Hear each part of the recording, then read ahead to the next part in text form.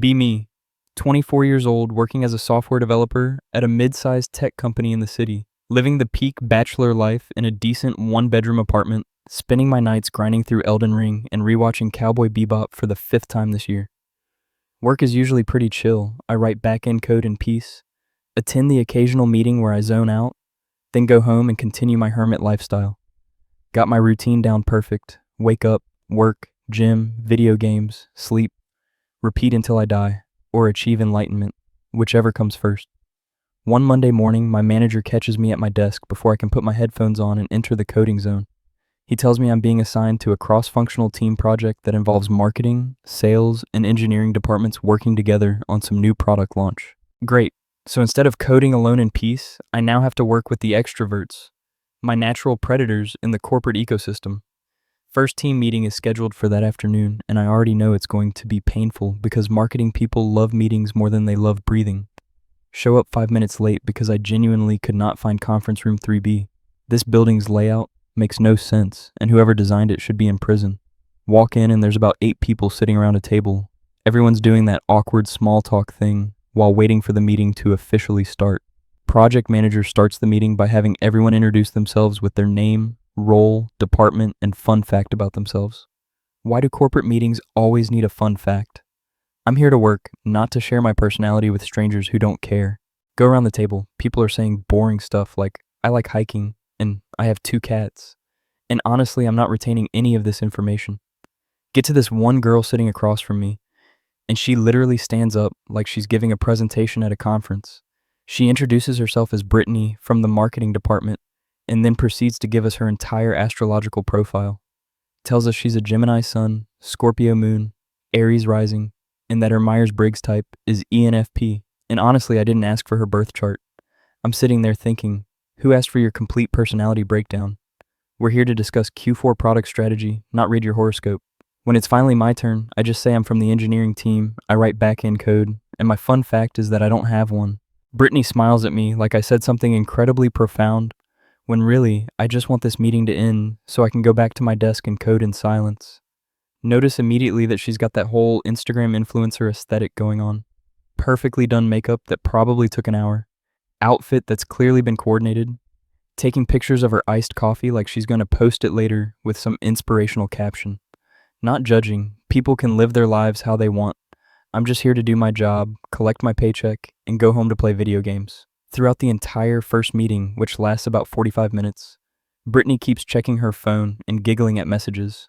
At one point, she actually interrupts the project manager mid-sentence to announce, "Sorry, my boyfriend is being so needy today. He keeps texting me while I'm in this meeting." Nobody asked about her relationship status, but she felt compelled to share this information with 8 people she just met 5 minutes ago. Continue with the meeting, and I start mentally counting how many times she mentions her boyfriend. It becomes a drinking game except without the alcohol because we're at work. By my count, she mentions him 7 times in 45 minutes, which is impressive in the worst possible way. Every single opinion she expresses is prefaced with, "Well, my boyfriend thinks," or "My boyfriend always says," or "According to my boyfriend." She brings up his opinion on social media algorithms, his thoughts on brand marketing, his preference for blue over green in design choices. By the end of the meeting, I know more about her boyfriend's opinions on marketing metrics than I know about the actual project we're supposed to be working on. Walk back to my desk thinking, okay, that was weird, but maybe it's just first meeting energy. People get nervous and overshare, whatever. Project continues over the next 2 weeks, and I quickly realize that Brittany has made it her personal mission to involve me in every single discussion, whether it's relevant to my work or not. She keeps tagging me in Slack messages, asking for my opinion on things that have absolutely nothing to do with the engineering side of the project. "Hey Anon, what color scheme do you think works better for the landing page? I feel like my boyfriend would say blue, but I'm not sure. What's your take?" I'm a back-end developer. I write the code that makes buttons actually do things when you click them.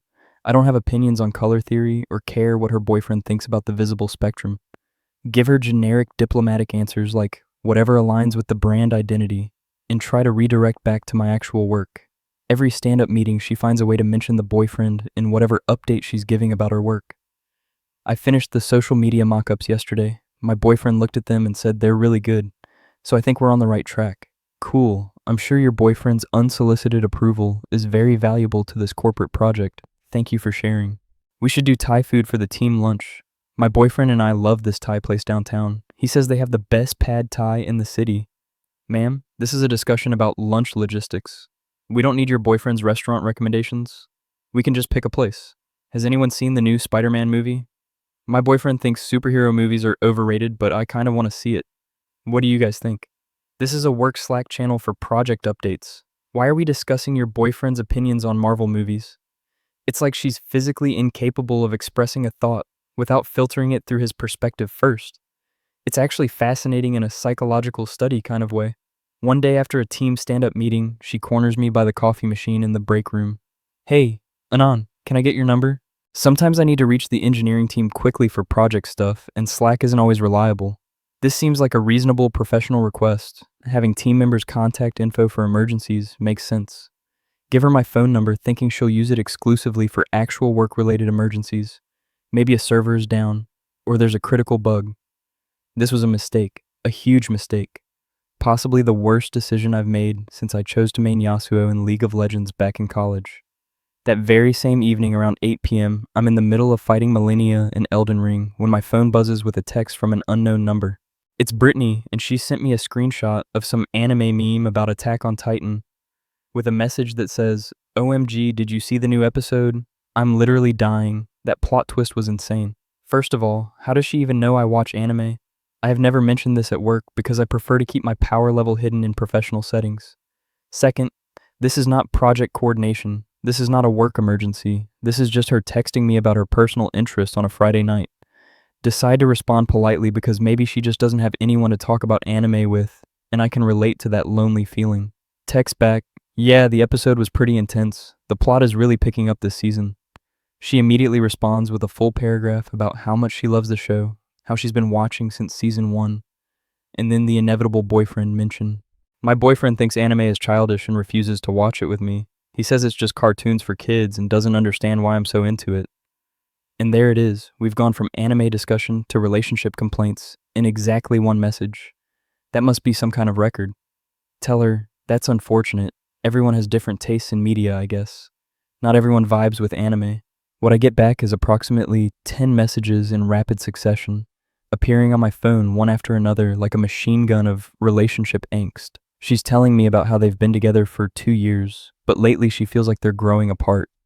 How he doesn't understand her interests and always dismisses the things she's passionate about. How she feels like she can't be herself around him anymore because he judges everything she likes. I'm sitting here giving the most basic sympathetic responses possible. Just, "Yeah, that's tough. And sorry you're dealing with that." Not trying to be her therapist or relationship counselor. Just being a decent human who acknowledges someone's feelings. But she keeps going, message after message about her relationship problems. And I'm starting to realize I've been designated as her emotional support coworker. Finally type out, "You should probably talk to your boyfriend about this directly. Communication is really important in relationships." She sends back a crying emoji and says, "You're so right. Thank you for listening. You're such a good friend. I really needed this tonight." Friend? We've known each other for exactly 1 week, had maybe 3 conversations total, and I've mostly been trying to avoid engaging. Put my phone on do not disturb mode and go back to attempting Millennia, thinking maybe this was just a one-time emotional outburst. Narrator voice. It was absolutely not a one-time thing. Over the next week, Brittany texts me almost every single day, sometimes multiple times a day, always about non-work related topics. She sends me memes about anime, asks my opinion on random things, shares updates about her day that I definitely didn't ask for. Just had the worst customer meeting, needed to vent to someone who gets it. Saw this funny TikTok and immediately thought of you. What are you having for lunch today? I'm trying to decide what to order. These are not work emergencies. These are not project updates. This is just texting that should be reserved for actual friends. I'm responding less and less, usually just liking messages or sending single word replies, hoping she'll get the hint. She does not get the hint. In fact, she seems to interpret my minimal responses as playing hard to get, or something equally delusional. At work, she starts seeking me out during breaks, sitting next to me in meetings, asking me to grab coffee to discuss project things. We grab coffee and spend maybe 5 minutes discussing actual project things before she pivots to complaining about her relationship. He never wants to do anything I want to do. We always end up watching his shows, going to his choice of restaurant, doing his hobbies. Have you considered just having a direct conversation about this with him? I've tried, but he just says I'm being dramatic or overthinking things. Then maybe you should evaluate if this relationship is actually working for you. She looks at me with these big emotional eyes like I've just unlocked some profound truth. You really think so? I think you should do whatever makes you happy. I don't know your relationship dynamics. This is my attempt to be supportive while also staying completely neutral and not getting involved in her personal life. She takes a sip of her coffee and says, "You're so different from him. You actually listen and care about what I have to say." Warning bells are going off in my head. This conversation is entering dangerous territory. I'm just being a decent coworker. Anyone would listen. No, you're special. Not everyone is as thoughtful as you. Time to extract myself from this situation immediately. I should get back to work. Got a lot of code to write this afternoon. Leave the coffee shop and walk back to office, thinking I need to establish some serious boundaries before this gets worse. That night, she texts me at 11 p.m. with, "Are you still up?" This is classic late-night texting behavior that I recognize from college. Nothing good happens after 11 p.m. Ignore the message and go to sleep. Wake up to 7 more messages from her. She sent me screenshots of texts with her boyfriend where they're clearly arguing about something. Look at how he talks to me. This is what I deal with every day. I did not ask to see your private relationship conversations. This is wildly inappropriate. Don't respond until I get to work the next day, hoping she'll realize this crossed a line. At lunch, she finds me in the cafeteria and sits down without asking. "Did you see my messages last night?" "Yeah, I was asleep. Early morning workout." This is a lie. I was actually up until 2 a.m. playing Sekiro, but I need an excuse. "Oh, okay. I just really needed someone to talk to. Things with him are getting worse. Brittany, I don't think I'm the right person for this. Maybe talk to a friend or family member." "But you understand me in a way they don't." "No, I don't. I barely know you. We have had surface-level conversations at best. I really think you need to talk to your boyfriend directly about whatever issues you're having." "I know, I will. Thank you for always being there for me." I have not been there for her. I have been actively trying to not be there, but somehow my efforts are being misinterpreted. My desk neighbor at work, who's been watching this whole thing unfold, starts giving me concerned looks. "Dude, that girl from marketing is way too into you. She has a boyfriend that she mentions constantly." "Yeah, but she's texting you more than she's texting him, probably." "That's not my problem. I'm just being polite." "You're being too polite. You need to shut this down before it gets weird." "It's already weird, but we work together, so I can't just tell her to leave me alone." "Yes, you can. That's exactly what you need to do." He's probably right, but I'm conflict averse and would rather just wait for this to blow over naturally. 2 weeks go by, and Brittany has now started adding me to her Instagram close friends story. I don't even remember following her on Instagram, but apparently I did at some point, probably during one of those let's all connect on social media team bonding moments. Her close friend story is just constant posts about being unappreciated in her relationship, and it's making me uncomfortable. Vague posting about some people not understanding her worth, with those aesthetic sad girl photos filtered to look moody. Song lyrics about being undervalued and taken for granted, specifically choosing the most dramatic breakup songs from early 2000s emo bands. Photos of her looking sad with captions like, "When you realize you're the only one trying," and "Maybe I deserve better." This is clearly about her boyfriend, but also feels weirdly directed at me somehow, like she's performing her sadness for a specific audience. She starts posting about the project we're working on more frequently, tagging me in photos from meetings that I don't remember anyone taking. Working with the best team, so grateful for my work friends. With a photo where she's sitting next to me, and I'm clearly focused on my laptop, not paying attention to her. Comments on her post are asking who I am, and she's responding with winky faces and just a coworker, which feels loaded. My personal Instagram is just pictures of my cat doing stupid things and video game screenshots. I really don't need this drama in my life. One Friday afternoon around 3 p.m., she messages me on Slack asking if I want to go to a work happy hour that's supposedly happening. A bunch of us from the project team are going to that bar on 5th Street after work at 6. You should totally come. It'll be fun. Haven't heard about any happy hour through official channels, but sure, could be fun to socialize with coworkers outside of the office environment. Finish up my workday, head home to change out of my work clothes into something more casual, then head to the bar address she sent me. Show up to the bar at 6 p.m. exactly, and it's just Brittany sitting there at a table for two, no one else from our team anywhere in sight. Look around thinking maybe I'm early or maybe everyone else is late, but the bar is pretty empty for a Friday evening. Where is everyone else from the team?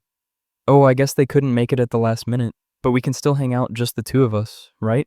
This was clearly a setup from the beginning, and I walked directly into the trap like a complete idiot who doesn't learn from experience. Every instinct is telling me to leave immediately, but I also don't want to be rude or make this situation more awkward than it already is. I should probably go then if it's not actually a team thing. I have some errands to run and stuff to do at home. This is a lie.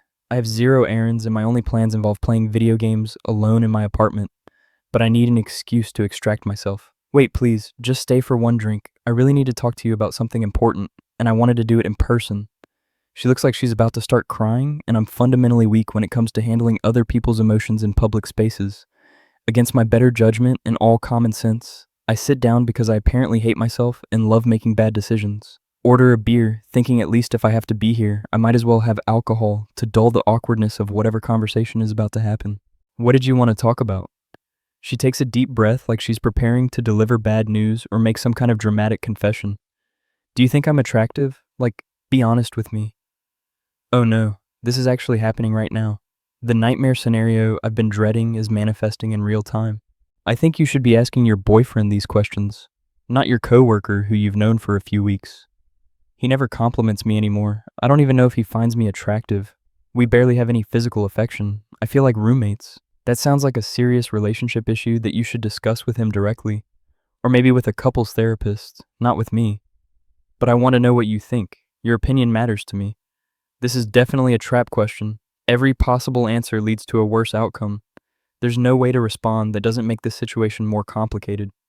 Try to give the most generic, non-committal, completely safe answer that I can possibly formulate in my panic-addled brain. I think you're a perfectly nice person who should have more confidence in herself and not need external validation from coworkers to feel good. Generic enough to be meaningless, but hopefully kind enough to not cause offense. The perfect corporate-approved response to an inappropriate question.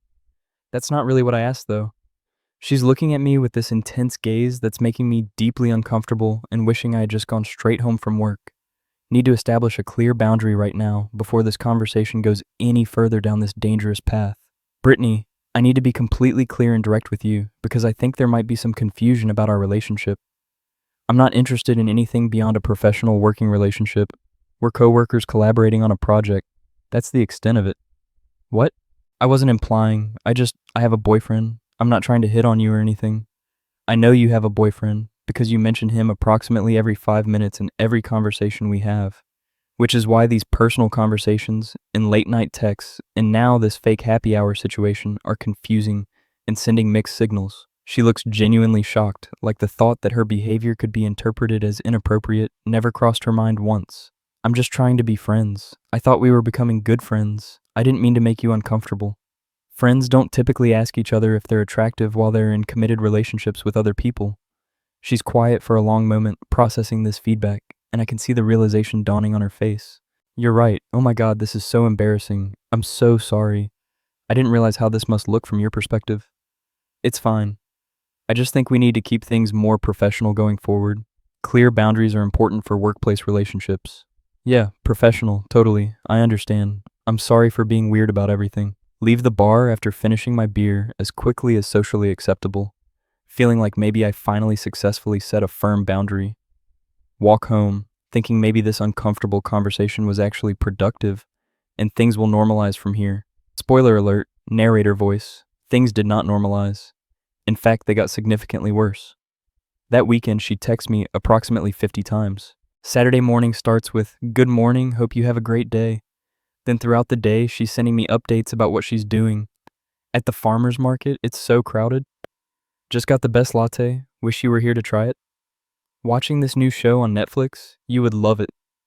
I'm not responding to any of these messages because I thought we established boundaries. Sunday she sends me, "Are you mad at me? You haven't responded." Type out and delete about 5 different responses before settling on, "Just busy with personal stuff." Oh, okay, thought you were ignoring me. I literally am ignoring you, you just haven't picked up on it. Monday at work, she's acting normal like nothing happened, coming up to my desk to chat about the project. Okay, maybe she actually got the message and we can go back to being normal coworkers. That evening she texts me, "I broke up with my boyfriend." Oh no, this is the worst possible development. Don't respond immediately, trying to figure out how to navigate this situation. She sends another message, "I did it for you. I'm going to have a panic attack in my apartment. This cannot be happening." Type back, What do you mean you did it for me? I never asked you to break up with your boyfriend, but you made me realize I deserve better. I said you should be with someone who appreciates you. That doesn't mean me. Why not? We have such a great connection. We don't have a connection. You've been projecting a fantasy onto me for weeks. Brittany, I have never expressed any romantic interest in you, but you're always so nice to me. I'm nice to everyone. That's called being a polite human being. You respond to my texts because you're my coworker and I was trying to be respectful. She's not responding now, and I'm sitting here feeling like the bad guy even though I didn't do anything wrong. 5 minutes pass and my doorbell rings. Look through the peephole and it's Brittany standing in my hallway. How does she know where I live? I never gave her my address. This is borderline stalking behavior. Open the door because I'm an idiot who can't just pretend I'm not home. How did you know where I live? It's in the company directory. It is not in the company directory. She definitely found this through some other means. You need to leave. Not until we talk about this. There's nothing to talk about. I'm not interested in dating you. Why not? What's wrong with me? Nothing is wrong with her. I just don't want to date someone who broke up with their boyfriend based on a misreading of basic human kindness. You just ended a 2-year relationship like a week ago. You need time to process that. I don't need time. I need you. This is actually insane. I feel like I'm in a drama that I never auditioned for. My roommate comes out of his room with a bag of popcorn and just watches this unfold. He gives me a look that says, "Told you so," and I want to die. Brittany, you're a nice person, but we don't actually know each other that well. I know you better than anyone. You know I watch anime and play video games. That's literally all the personal information I've shared. That's more than my ex ever cared about. That's a low bar. You should have higher standards. She starts crying in my hallway, and my neighbors are definitely watching this through their peepholes. I ended everything for you. I never asked you to do that. You made that choice on your own based on assumptions. So you really don't have feelings for me? No, I really don't. I'm sorry if my being polite was confusing. She's full on sobbing now, and I feel terrible, but also I didn't cause this situation. I should go. Yeah, that's probably best. She leaves and I close the door, immediately collapsing against it like I just survived a horror movie. My roommate is still eating popcorn. That was the most uncomfortable thing I've ever witnessed, and I once walked in on my parents. Please never tell that story. The point is, you need to report this to HR. And say what? A coworker had feelings for me? A coworker showed up at your apartment uninvited? That's actually insane. He has a point, but I really don't want to get HR involved if I can avoid it. Next day at work, I'm actively avoiding Brittany, taking the long way to the bathroom so I don't walk past her desk. My manager messages me asking if everything is okay with the project team. Yeah, why? Brittany seemed upset in our stand-up meeting this morning. Cool, so her emotional state is now affecting the project and potentially my reputation. She's dealing with some personal stuff, nothing to do with the project. Okay, just checking in, let me know if you need anything. At lunch, I'm eating at my desk to avoid the cafeteria when my phone buzzes. It's not Brittany. It's a message from someone I don't know requesting to follow me on Instagram. Check the profile, and it's someone named Maya. The profile pic shows a girl with glasses wearing a Chainsaw Man t-shirt. Accept the follow request because anyone who's into Chainsaw Man has good taste. She immediately DMs me. Hey, I heard you're the guy dealing with my stepsister's chaos. Wait, what? Your stepsister? Brittany. I'm her stepsister Maya. We're not close, but I heard through the family grapevine about her breakdown. This is deeply embarrassing for multiple reasons.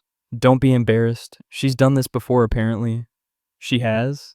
Yeah, she gets hyperfixated on guys who show her basic human decency and thinks it's true love. This is actually validating to hear because I was starting to think I did something to lead her on. That's wild. I was just being a normal coworker. I know. She told the family you were soulmates, and I looked you up to see what kind of person would encourage this. I didn't encourage anything. I can tell. Your Instagram is just cat photos and Elden Ring screenshots. You're clearly not a manipulative person. Is your whole family okay with you investigating me? No one knows I'm doing this. I was just curious. We keep messaging back and forth, and she's actually really easy to talk to. She's telling me about how Brittany tends to dramatize relationships and create narratives that don't exist. She did this in high school with a guy who held the door for her once. That's concerning. She's in therapy now after this whole thing, so something good came out of it. I'm glad she's getting help. You seem like a decent guy who got caught in her emotional hurricane. That's exactly what it felt like. We end up messaging for like 2 hours about random stuff, anime we're watching, games we're playing, normal friend conversation. She mentioned she's also in tech, works as a UX designer at a different company. We should grab coffee sometime and bond over surviving Brittany's drama. This seems like a safe proposition since she's clearly aware of the situation and not trying to trap me. Yeah, that sounds good. I could use a friend who understands the context. We exchange numbers, and I'm thinking maybe something positive can come from this nightmare. 2 weeks go by, and Brittany has stopped texting me entirely. Apparently, therapy is actually helping. She's professional at work meetings, doesn't try to engage beyond project necessities. It's a relief. Meanwhile, Maya and I have been texting regularly, and she's genuinely cool. We have the same taste in anime, both played through Persona 5 Royal multiple times. Both think Chainsaw Man is peak fiction. She sends me memes that are actually funny instead of weird relationship vague posts. We meet up for coffee, and she's even cooler in person, wearing a berserk hoodie and talking passionately about Makima's character development. Finally, someone who understands that she's a complex villain and not just evil for evil's sake. Exactly. Her motivations are fascinating, even if her methods are horrifying. We talk for 3 hours straight about manga, anime, game design, horror movies. She's smart and funny and actually listens when I talk instead of just waiting for her turn to speak. This is nice, having a conversation where no one mentions their boyfriend every 5 seconds. She laughs and almost spits out her coffee. Brittany really traumatized you with that. It was impressive how she could make any topic about him. She's always been like that, needs external validation constantly.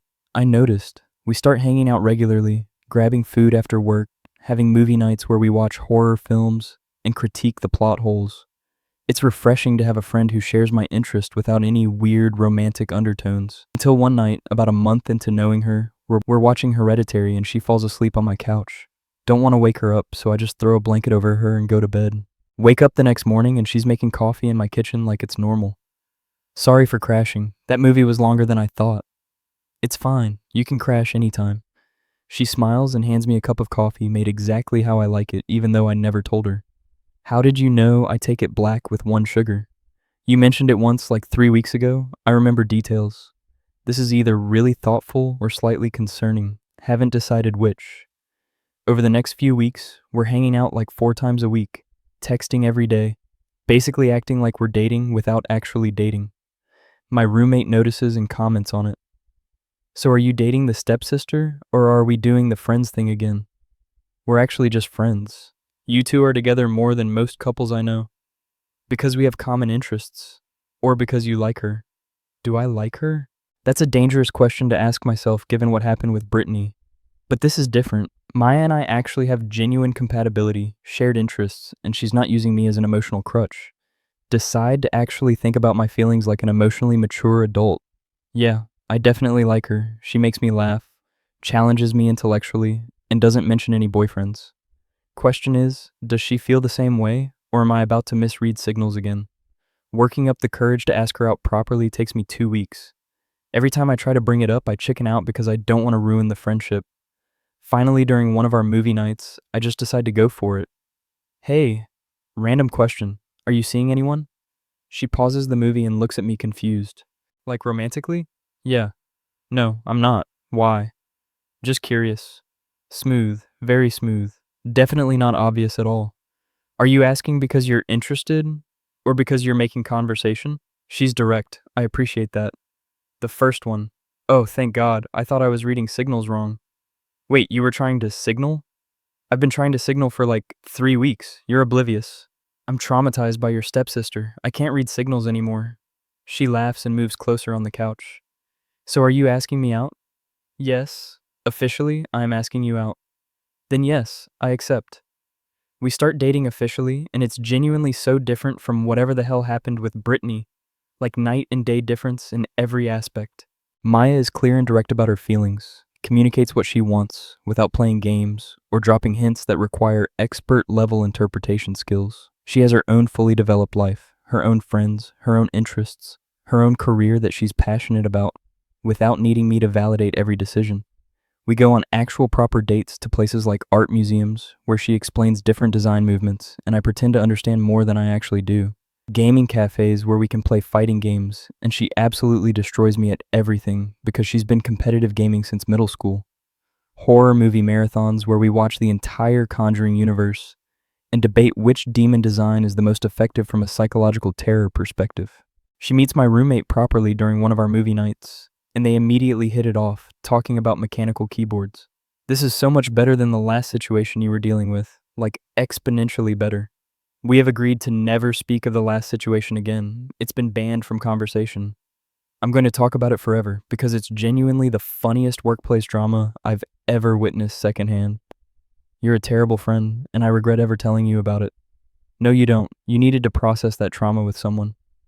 He's right, but I'm not going to admit it out loud. 3 months into dating Maya, and apparently Brittany finds out through the family grapevine, because they're stepsisters after all. Get a text from her for the first time in months, and my stomach immediately drops because I thought we were past all this drama. I heard you're dating Maya. Oh great, here we go again with round 2 of whatever chaos this is going to unleash. Yeah, we've been together for a few months now. It's going really well. That's my stepsister, like my actual stepsister. I'm aware of the family connection, yes. She mentioned it when we first started talking. This is so weird. I don't even know how to process this information. Is it weirder than you showing up at my apartment uninvited after we'd known each other for 3 weeks? She doesn't respond immediately, and I'm wondering if I went too far with that comment, but also it needed to be said. Takes her about 5 minutes to reply, which feels like an eternity when you're waiting for someone's response.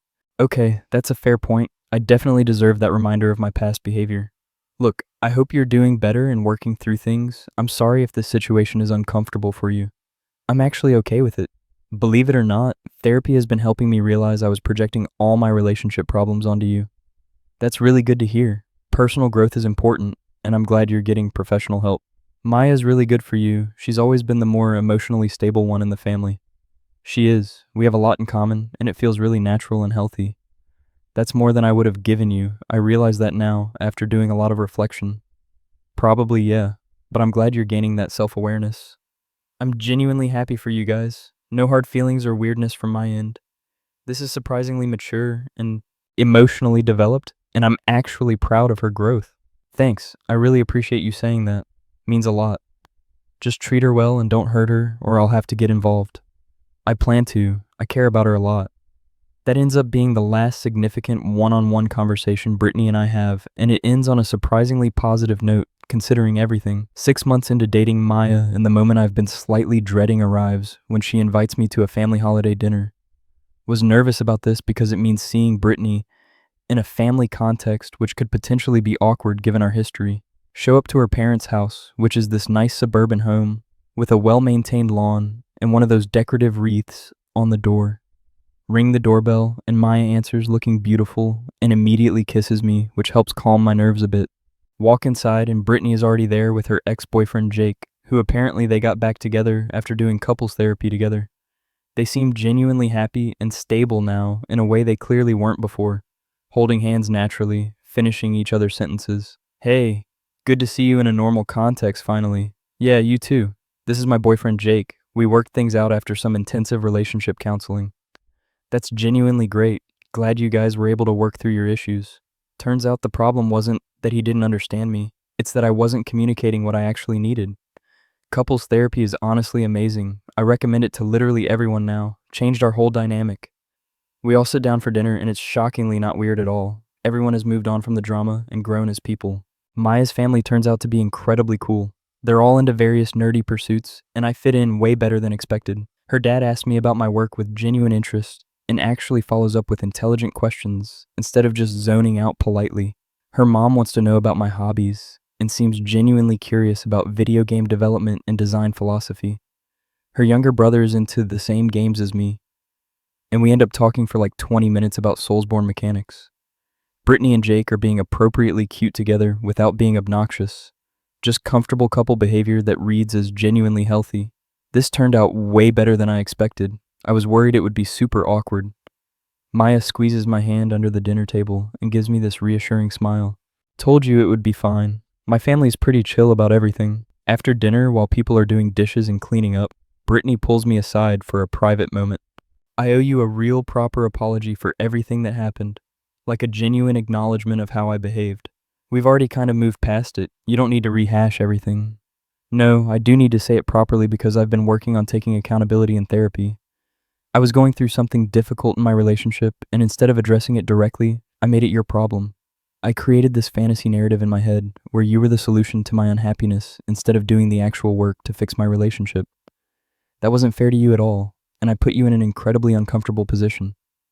I appreciate you saying all that. It means a lot to hear you've gained that perspective. You're really good for Maya. She's been happier than I've seen her in years since you two got together. She makes me really happy too. We just click in a way that feels natural and right. That's how it should feel. That's what I have with Jake now, after we did the work. I'm really glad everything worked out for everyone, honestly. Me too. Sometimes things need to fall apart before they can come together properly. She smiles and goes back to join Jake, and I realize that everyone genuinely got a happy ending from all this chaos. It's weirdly wholesome how a situation that started so messily turned into multiple healthy relationships and personal growth for everyone involved. 1 year into dating Maya, and we're having serious conversations about moving in together and taking the next steps in our relationship. Find a really nice 2-bedroom apartment in a neighborhood we both like. Walking distance to good coffee shops and a gaming store. Get a place with 2 bedrooms specifically, so we each have our own dedicated space for our work and hobbies, which seems really healthy. She sets up her entire UX design workspace in one room, with her dual monitor setup, drawing tablet, mood boards covering the walls. I set up my gaming battle station in the other room with my PC, multiple screens, RGB lighting everywhere because I'm a child. Living together turns out to be remarkably easy because we've already been spending most nights together anyway, so it's really just making it official. She doesn't care at all if I stay up gaming until 3 a.m. as long as I'm relatively quiet and don't wake her up with victory screams. I don't care if she watches true crime documentaries at full volume because apparently that's how she relaxes, which I find slightly concerning, but whatever. We develop our own comfortable routines, but also make time for couple activities like cooking elaborate dinners together on weekends, having anime binge marathon sessions where we finally watch all of Legend of the Galactic Heroes, which we've both been meaning to get to. My old roommate comes to visit and is simultaneously happy for me, but also kind of sad that I've moved on to this new chapter. Look at you, actually cohabitating with another human successfully. I'm genuinely proud of your personal development. Thank you. It's been a journey of character growth and learning from past mistakes. From the guy who couldn't escape a coworker's obsessive text messages to living with your girlfriend. Truly inspirational. You're never gonna let me forget that whole situation, are you? Absolutely never. It's too perfect a story. I'm gonna tell our grandchildren about it someday. Bold of you to assume you'll meet my future grandchildren. Maya and I host a proper housewarming party for friends and family once we're fully settled into the new place. Invite a mix of people from different parts of our lives. My work friends, her design community friends, our mutual nerd friends. Brittany and Jake show up with a nice bottle of wine and a thoughtful housewarming gift. Everything between us is genuinely normal now. This place is really nice. I love what you've done with the space. Very cozy but functional. Thanks. Maya did most of the decorating decisions. I just moved furniture where she told me. She's always had really good aesthetic sense, even when we were kids. Jake and I end up talking about sports and video games while the girls catch up. Just normal double-date friend hangout energy. Everyone mingles naturally, and it strikes me as wild how this all worked out, given where it started. Exactly 1 year ago, I was being emotionally held hostage by someone's girlfriend who wouldn't stop texting me inappropriate things. Now I'm hosting a housewarming party where that same person is a completely normal, well-adjusted guest with her own healthy relationship. Life is genuinely strange, but in the best possible way, when you give people space to grow and change. 2 years with Maya and we're talking about marriage. She brings it up casually while we're watching an anime about a couple trying to confess their feelings. Do you think about getting married? Sometimes, do you? Yeah, I think I'd like to marry you eventually. Same, you're pretty cool. Wow, so romantic. I'm working on it. We decide to just be engaged without a formal proposal because we're both practical people. Buy a ring together, she picks out what she wants, we split the cost.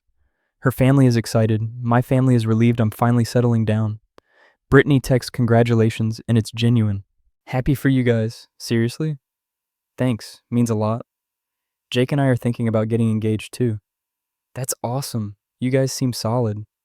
We are. Therapy really helped us figure our stuff out. Personal growth for everyone. Planning a wedding is easier than I thought because we both hate big events. Decide on a small ceremony with close friends and family. Reception at a restaurant we like. Keep it simple, no drama. Just celebrating with people we care about. Wedding day comes, and it's perfect in a low-key way. My vows are basically thanking her for being normal and liking the same weird stuff I do.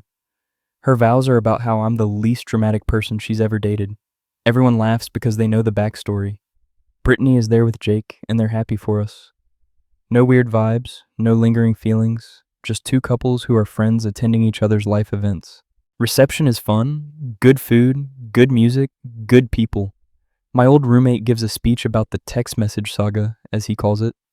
Anon went from being texted by the wrong girl to marrying the right one. Everyone who knows the story laughs. To personal growth, therapy, and not showing up at people's apartments uninvited. More laughing, even Brittany is laughing. And to Maya for being the normal stepsister. Toast happens, everyone drinks, it's a good time.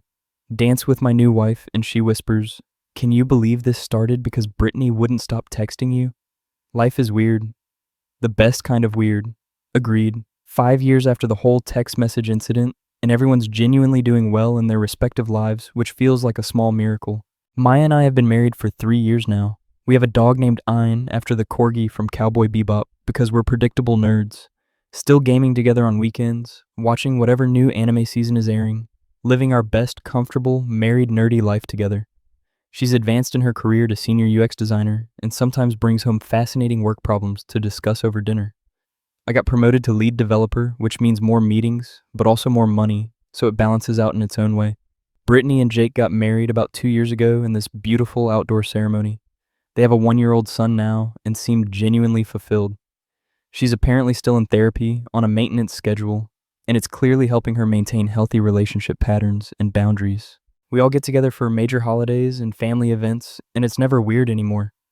Time and personal growth genuinely fixed everything. One Thanksgiving dinner at Maya's parents' house, the whole family is there, and someone brings up the origin story. "Remember when Brittany thought you two were meant to be soulmates?" Her mom asks with a laugh. "Mom, please, we've moved past that embarrassing chapter," Brittany says, but she's smiling. I actively try not to remember that time period of my life. I was so delusional. Looking back, I can't believe I acted that way. The cringe is overwhelming. You were going through something difficult and didn't have the tools to process it healthily yet. That's a very generous interpretation, but I'll take it. You got help, you grew, you fixed your relationship, everyone wins. It did work out perfectly though. You're genuinely perfect for Maya in ways I never would have been. And you're perfect for Jake. Different people need different types of partners. Character development and emotional growth all around. Very wholesome. We all laugh because it's genuinely funny now. The chaos and drama have transformed into just a good story we tell at family gatherings. Maya comes over and puts her arm around me. What are we talking about? Ancient history. The texting saga? We really need a better name for it. How about the time my stepsister nearly destroyed your sanity? That works. Looking back on everything, it's wild how a work project led to this. Got emotionally hostage by a coworker who had a boyfriend. She broke up with him, thinking we were soulmates based on me being polite. I rejected her and ended up dating her stepsister instead. Now we're all friends and everyone got their happy ending.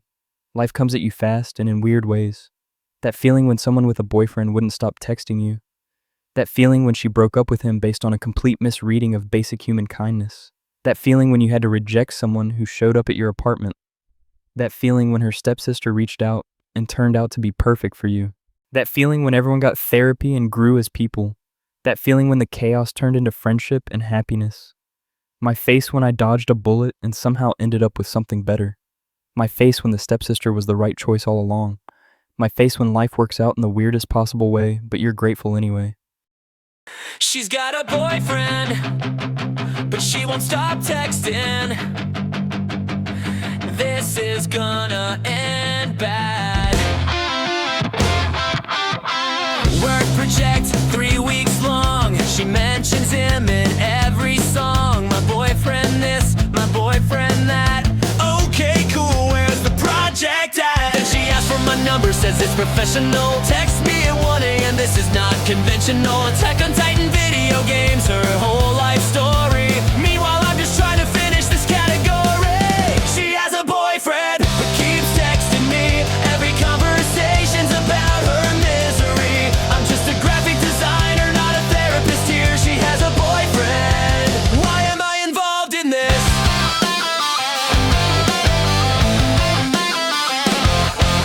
He doesn't understand my interest. Girl, that's between you two. I insist. One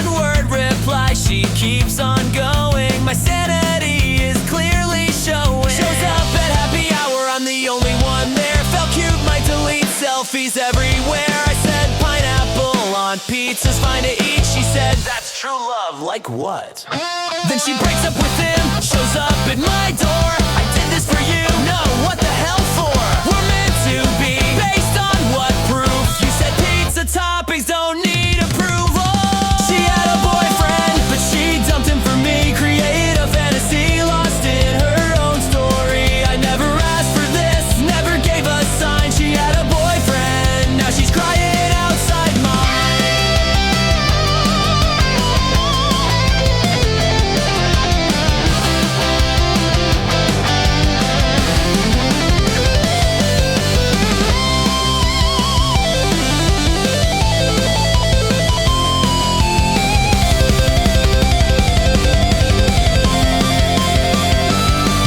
Then her stepsister slides in my DMs. Sorry, my sister's insane, hope you're okay, friend. We start talking, she's actually cool. Love Berserk and Elden Ring, not a fool.